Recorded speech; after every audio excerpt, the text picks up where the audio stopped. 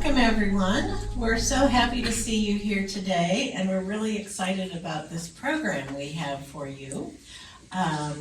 We do hope that everyone's had a chance to look at the exhibitions up in the gallery, because this is the final week. You only have a few more days.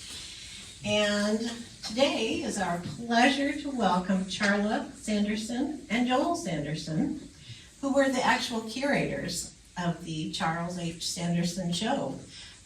All the works of their father that are in that back brasse room.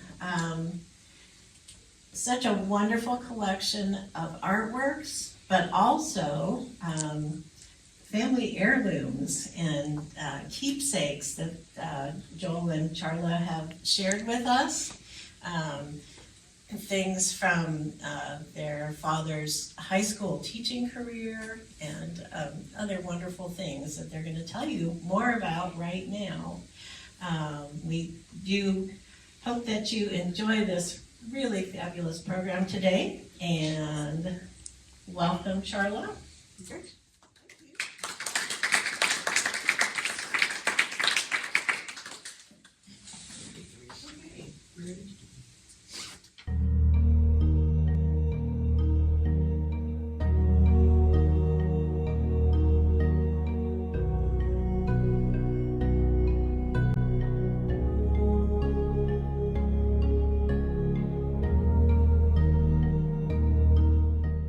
In an article by Dr. Jim Hoy from Emporia State University, he beautifully wrote, "The Flint Hills are a quiet beauty that allows you to catch your breath, gather your thoughts, and feel the calmness of oneness with nature. They inspire a contemplative awe of nature's quiet goodness. Their tabletop and terraced slopes impart to the viewer a restful calm, a serenity that not everyone can appreciate, but those with eyes to see experience an almost visceral joy in the quiet majesty of the Flint Hills." Charlie grew up in the Flint Hills and spent a lifetime examining its mystery and beauty. For this exhibit, we aimed to demonstrate his ideas and continuous evolution throughout his career. We paired different paintings together instead of arranging them in chronological order. On one of the main walls of the gallery are different versions of landscapes. The other main wall is devoted to more abstract work, and the smaller wall is early explorational paintings. As an artist, he was always seeking, testing, and experimenting. Charles Howard Sanderson, or Charlie, was born in Hamilton, Kansas in 1925, in the middle of the Flint Hills. Hamilton, founded in 1879, had a population of 529 according to the 1930 census, and is 15 miles northeast of Eureka. It was a station and shipping point for the Atchison, Topeka, and Santa Fe railroads. The small watercolor on the north wall of this exhibit depicts the train station in Hamilton that Sanderson painted for his mother. It hung in their family home for many years. Charlie's father, also known as Pop, was the town undertaker and postmaster. Roy Sanderson was a licensed and expert mortician, assisted mainly by his wife, Josephine. He also brought the first cinema to Hamilton. This photograph depicts the new Sanderson Funeral Home, which was a rare establishment for a small town. After its construction, the Sanderson family home was featured in an article in the local newspaper. The house is a large residence with the interior rearranged to suit the convenience of those who desire a more private service, while the wide veranda offers ample additional room when necessary. In the south part of the home was a neat and convenient preparation room where the equipment and other necessities were located. Charlie and his two brothers grew up in this house. It was across the highway from the town's main street with a large circular drive providing access and parking for patrons. During childhood, Charlie loved to draw airplanes, scenes from the Old West, and adventures with 1930s science fiction icon Buck Rogers.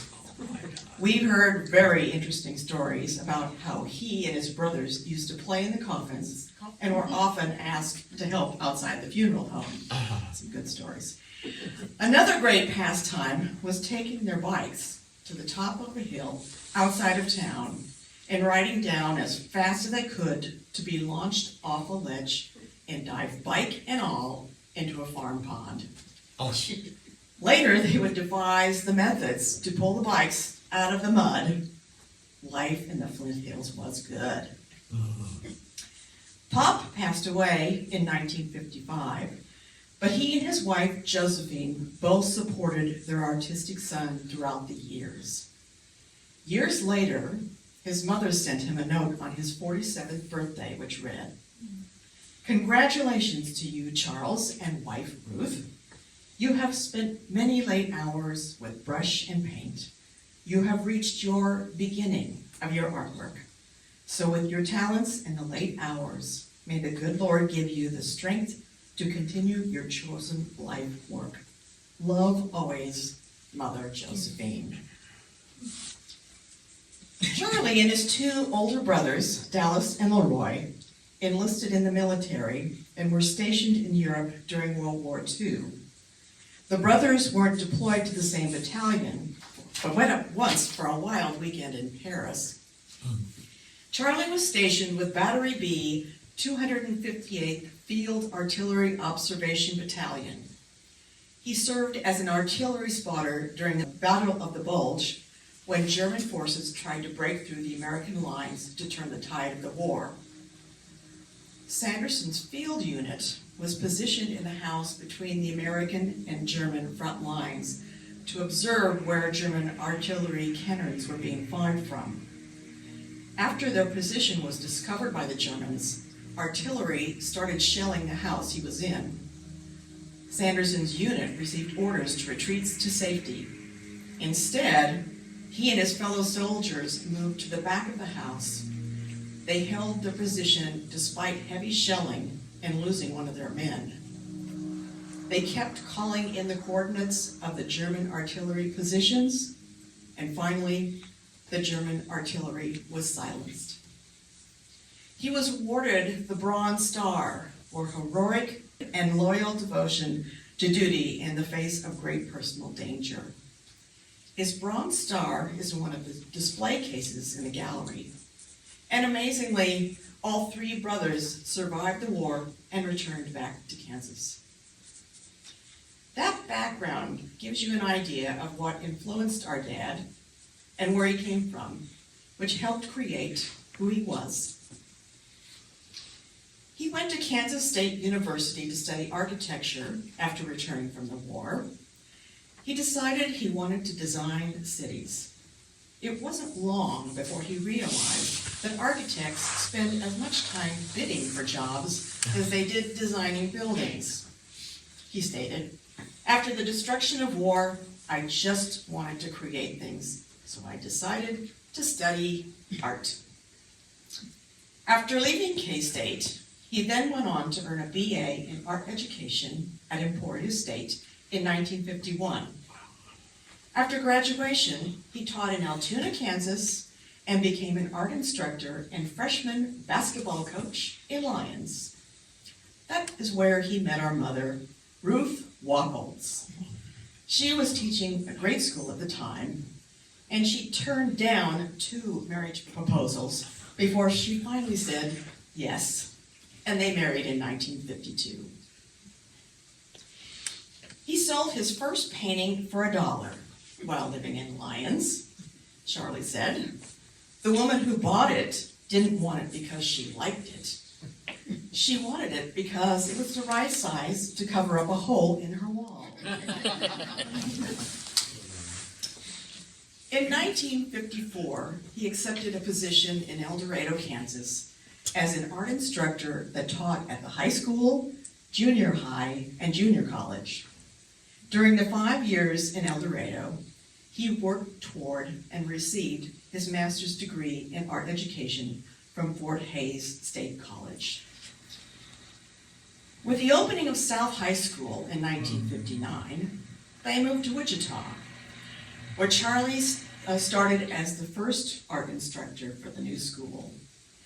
He began seriously painting watercolors after my brother and I were born. First, he was painting in oils, but after catching me eating the oil paint, watercolor became his new medium of choice. This is a home movie of one of Dad's first one-man exhibits here at the Sandzen Gallery in the 1960s. I came along as Dad's helper.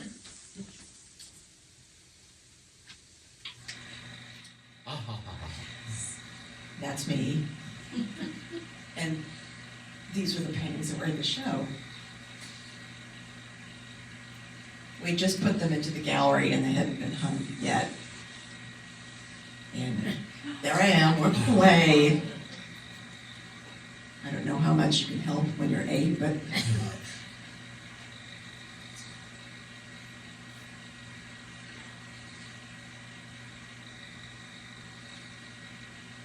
When was that? in the 60s, I want to say 63 I think it said or 66. 4, 66. Wow. 66. And yeah, also sculpture. He liked the spontaneity, excitement, and versatility of working with watercolor paints. This medium allowed him to work through his ideas quickly. At the same time, they were fresh, working mainly from observation and impressions.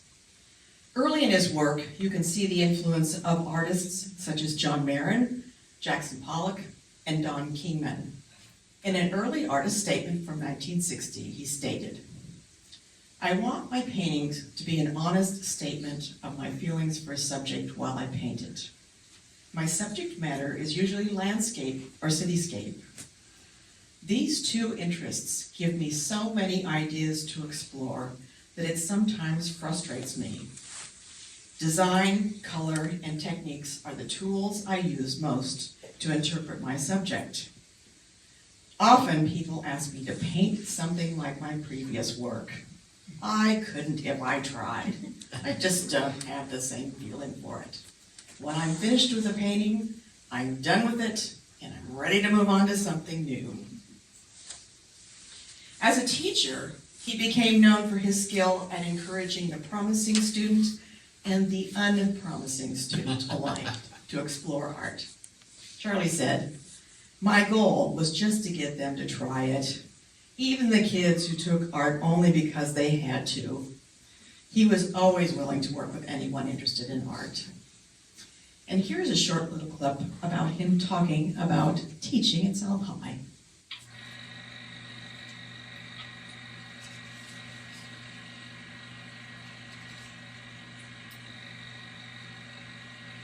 But I used to give my class sermons. That's what they call them. And some of them are very interesting. I remember I stayed awake, but some of the students would go to sleep in class. Others were used to be about on the verge of tears. I'd cut it off. He was known for his sermons. We heard them too. Charlie was an incredibly dedicated teacher. He had a strong conviction for being a practicing artist and a teacher. The combination, he felt, made for a more vital and enthusiastic teacher. Staying in contact with other artists kept challenging him to keep up to date with new methods and media that were constantly changing. He attended his first art fair in Wichita in the early 1960s. It was held on the old Wichita courthouse lawn. His paintings were displayed on a clothesline with small watercolors pinned to the clothesline. About halfway through the first day, he went to a payphone to call our mom.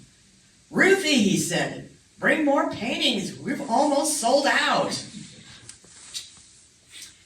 He had the paintings priced at $1 and $2.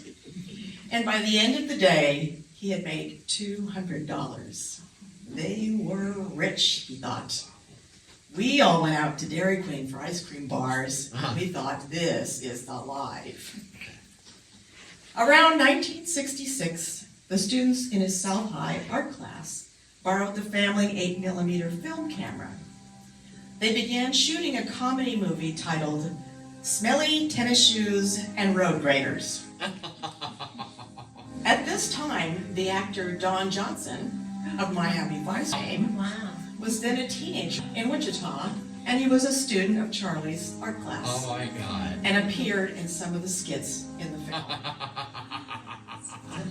There's a scene featuring Super Sanderson. In this segment from the film, Super Sanderson sits at his desk in the South High art room when he receives a note from the office asking for help. He then stands up, revealing that he's wearing an apron, which he throws behind him like a cape, takes off his glasses, and springs into action.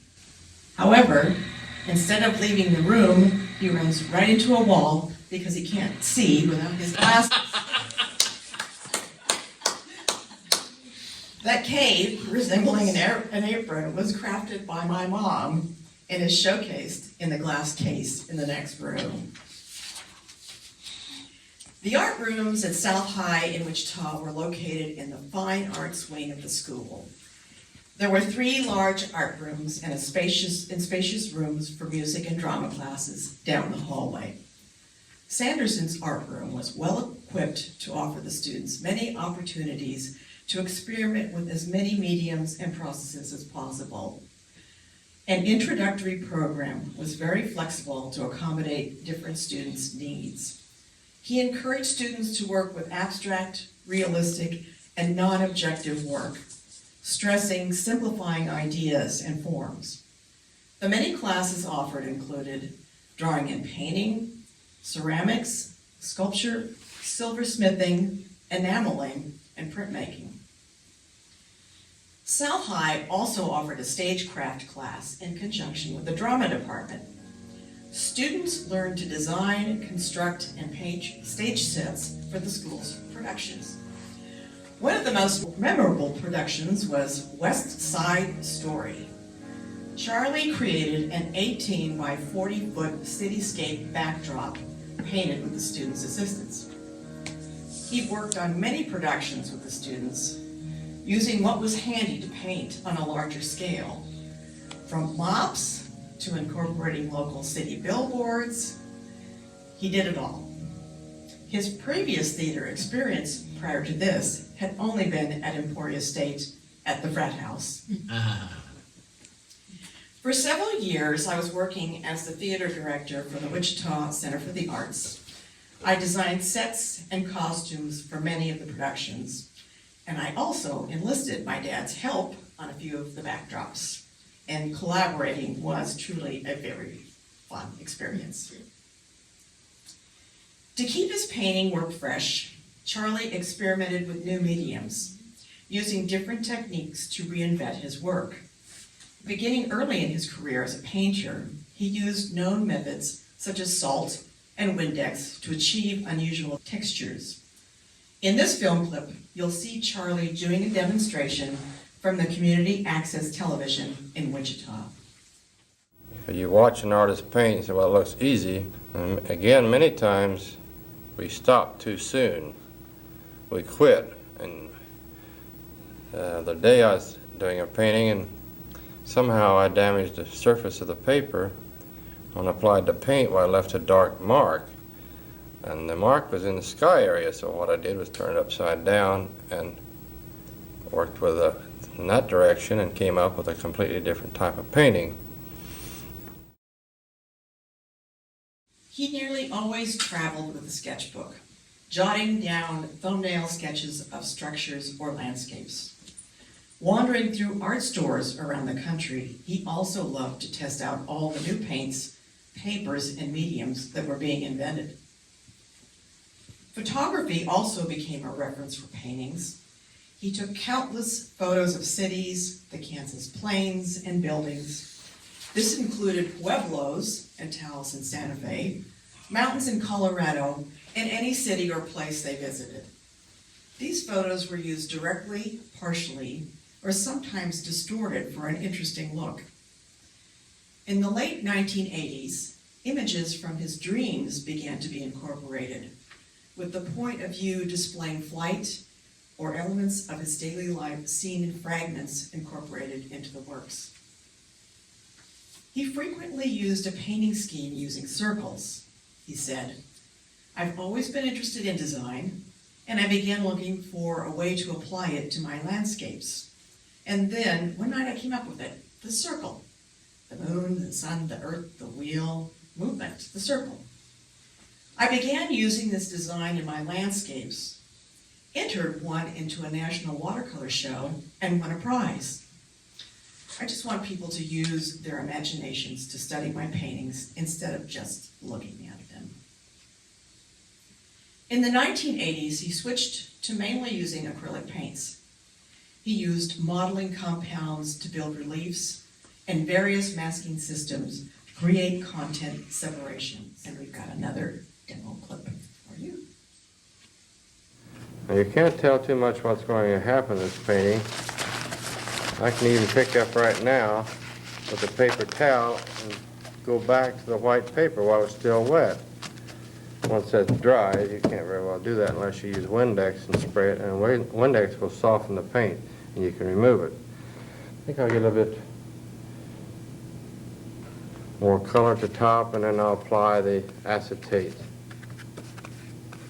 I'm getting some colors in there that are exciting. Perhaps we can pull that off. Yeah, we got enough design there. Now see, it's rather wild and loose. He began using cutout pieces to add to the dimensionality of the works. He incorporated perspective elements to add depth or change the angle of the viewer's experience. During a family gathering, we discussed new ways to present his paintings. One suggestion was to cut 2 unused paintings into 1-inch slices and then weave the pieces back together to see how the results might look. After completing the first weaving experiment, it was set aside for further review. He included this new woven painting because more pieces were needed for a group show that he had coming up. This painting that he entered won the Best in Show. With that encouragement, Charlie continued using the concept of woven paintings for many years, including different paper types and approaches. Ruth Sanderson played an integral role in the family art business, including preparing the exhibits, pricing, and titling the paintings. She said, "I see his work sell more than he does, so I can tell what people will give for his work." She did not discuss pricing with Charlie. He confessed, "All she tells me is that I've got to paint more." She comes down the stairs to the studio basement and says, "Charlie, paint wheat." Ruth played an essential role in documenting and cataloging the artworks and slides, collecting newspaper articles, and managing the paperwork from a lifetime of painting, which has been instrumental in keeping their art business on track. The Sandersons were big patrons of the arts. They encouraged and promoted other artists, nurturing talent and helping to introduce them to new people. They were big supporters of the arts in Wichita and the state of Kansas. Ruth served as an art scout for the Wichita Art Museum's Sales and Rental Gallery and was the executive secretary and fundraiser for the Kansas Watercolor Society. Charlie was the co-founder and president of the Kansas Watercolor Society for many years and developed their annual exhibit to include not only Kansas, but the 5 surrounding states. Realizing that artists had few places to exhibit their work in Wichita in the 1970s, the Sandersons were part of a movement that brought Group 2 shows to Wichita. Using the foyer of Century 2, they hung the latest and sometimes controversial works of local and regional art and set the town talking. Their commitment to the state and Wichita's cultural and artistic progress was outstanding.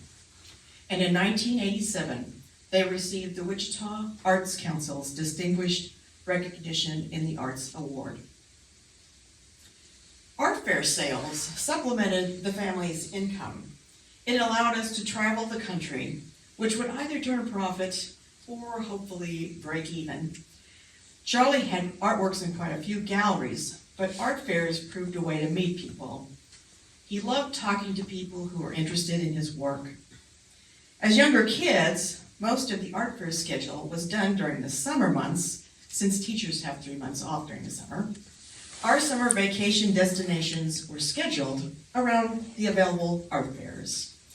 We traveled, first in a van pulling a camper, and later in a medium-sized motorhome. Part of going to art fairs became like visiting our big art family, as my parents were friends with so many people. Kalispell and Big Fork, Montana were often our summer hangouts. Many summers we traveled to Montana where one of my uncles worked in real estate, and we all loved it up there. The landscape around there started appearing in Dad's paintings. The mountains, colors, pine trees, and lakes appeared and showed the transition that happened on our summer drive from the plains up to the mountains.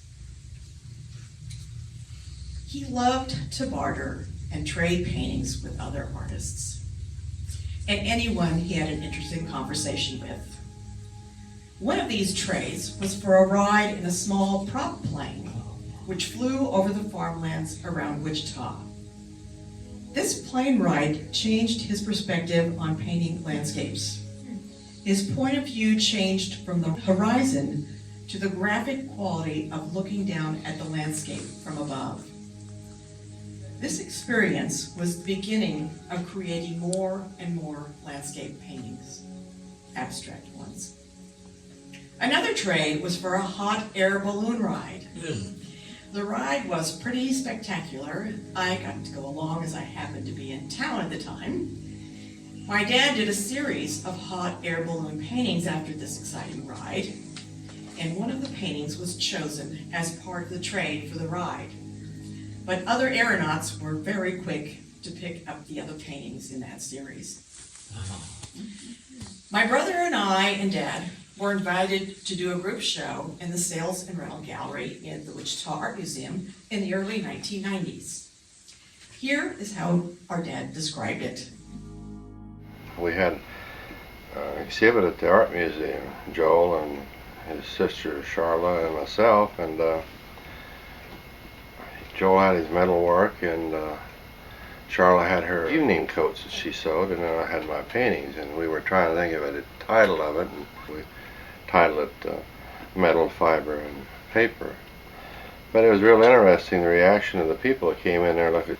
It was very fascinating, and I found a lot of time when you talk to an artist, your attitude will completely change toward their work. It was a fun show to do. He is well known in the Salina area for always being at the Smoky Hills River Festival. Our aunt and uncle, who are here right now, John and Betty Sue Wackles, facilitated a tree to be planted in the park in 1995, where the festival takes place in Salina. The tree is now fully grown and provides shade for artists attending the festival.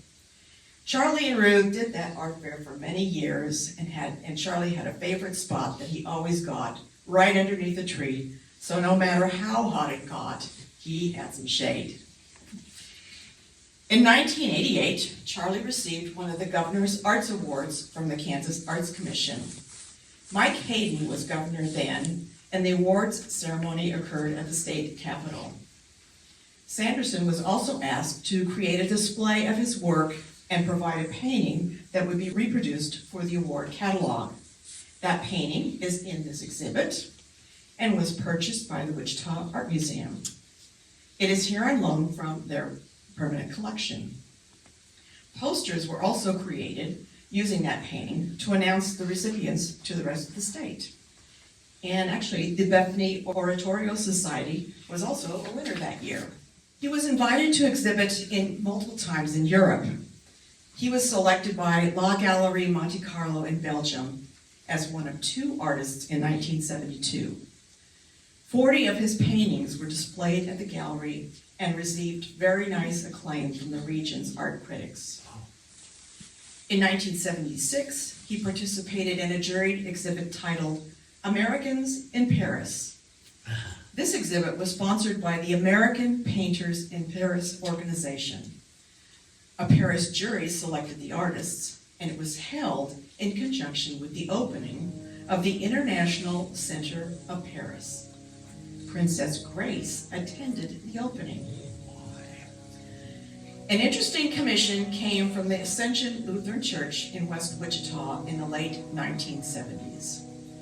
They were undergoing a significant building expansion, and they approached Charlie to design stained glass windows for the sanctuary and chapel. He created 10 individual windows surrounding the sanctuary made of faceted glass. This type of glass is several inches thick and is bonded at the seams using an epoxy medium. This provided an aesthetic appeal and durability to the finished product. Each window corresponds to a selected biblical verse. All the windows are done in earth tones at the bottom and sky tones in the upper half to suggest an upward movement. The windows reflect creation, nativity, ministry, the crucifixion, Pentecost, the mission, the word, and the sacraments. The main window shows an empty cross rising from the fields of Kansas against an ever-changing Kansas sky. For over 35 years, he maintained a complete painting and art instruction schedule, spearheading experimentation and development in various styles and techniques. This artistic vision made him one of Kansas' most respected artists. He did over 150 one-person exhibits, and his work has been displayed in numerous national, regional, and local juried exhibitions. His paintings are featured in permanent collections at museums, libraries, colleges, corporations, and private collections worldwide. Here is a little bit of Charlie's philosophy. And you always have that battle against society, accepting yourself. And I think once you gain your own confidence and believe in yourself, then you begin to create. Of course, many times people wonder what you're doing, but that's not the point. I think if you have something to give, you should, with your own ability, not try to copy or you need to do your own thing. A sermon in his studio. Charlie mused about the art scene in an article done late in his life. He said, "Often an artist will get discouraged and say, 'I'm going to leave Wichita.' In any community, I don't care where it is, you can find great people interested in the arts and willing to help artists whose work they admire. These are the true patrons, and they're in every community. It's an artist's job to find those people, to get out there and show them what you can do. It's just like any other field. What you put into it depends on what you'll get out of it." And he got a lot out of it and had a grand time doing it all. In the exhibit display cases, you'll find some of the things we have talked about today, including newspaper articles from Hamilton, his Bronze Star from World War II, and teaching-related things. As an art teacher, he had to master ceramics, woodworking, metalwork, and printmaking, and you can see examples of these in the cases as well. You might also check out the description of the Whiskey Painters of America, which Charlie was part of. It's one of the more fun sides of painting, using bourbon. So we want to thank the Art of Emprise, Wichita Art Museum, Kansas Oil Museum, the Salina Art Center, and the Sandzen Gallery, Corey and Ron, for generously providing work for this exhibit. And I hope this provides some insight into our dad and his work. And thank you for letting us share his life with you, Charla Sanderson. Thank you so much.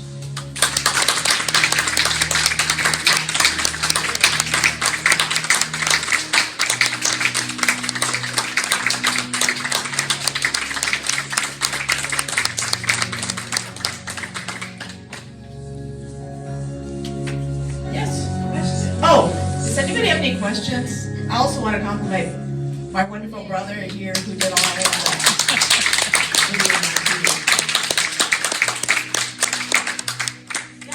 Do you know what happened to that 5-panel landscape piece that was shown on the fence at the end of the movie? No, I don't. I think it's at a bank. Yeah, it was commissioned. Yeah, it was commissioned for, and I think it was a bank or a corporation.